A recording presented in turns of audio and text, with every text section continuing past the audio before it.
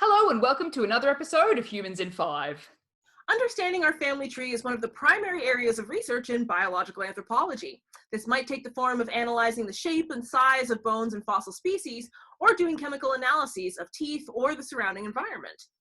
We had a real bloom of studies that have come out recently that are looking into our family trees and actually revisiting some of our older ancestors. As part of the scientific method, it's always valuable to revisit data on our ancestors with new perspectives or new methods.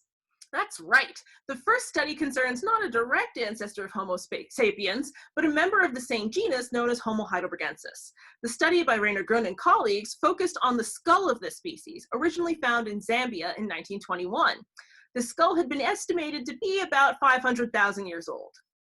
The team revisited some sediment and other inclusions surrounding the skull originally found in 1921. They carried out uranium series testing on the skull and a couple of other bones found at the same site. These tests suggested that the skull was actually about 299,000 years old. That's nearly a 200,000 year difference in age. So what's the big deal with the new estimated age? What this shows us is that Homo heidelbergensis, or at least this member, may have lived in Africa at the same time as Homo sapiens. And they weren't the only ones. Homo naledi was also possibly alive during this time period, making for a pretty diverse group of Homo species in Africa.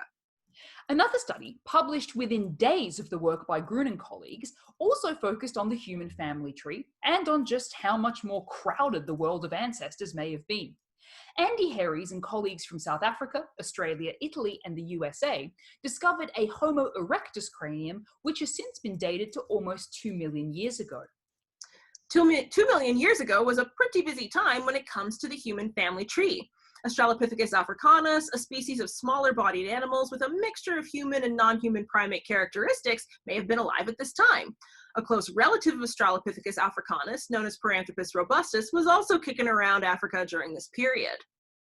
On the theme of refining the family tree, Frido Wilke and his colleagues focused on Homo antecessor, a member of the Homo genus that lived in Spain from about 1.2 million years ago to about 800,000 years ago.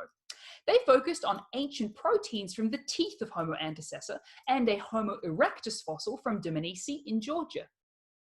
Their analyses showed genetic relationships between these proteins, suggesting that Homo antecessor may represent a sister lineage to human ancestral species that were alive between 700 and 200,000 years ago. As exciting as these finds are, it can be tricky to get our heads around it. We are very focused on being special as humans. We don't have any similar species to us that are currently alive and kicking.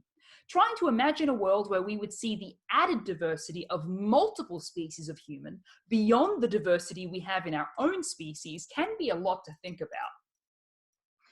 Just like in our books, many people love a linear, straightforward story in science as well. It'd be a lot easier for us to think of one species following another without too many other species around at the same time. But these recent studies, among others, have shown us that for humans, just like so many other species on the planet, diversity is the norm. Thanks for watching, and we'll see you next time on Humans in 5. And don't forget to subscribe.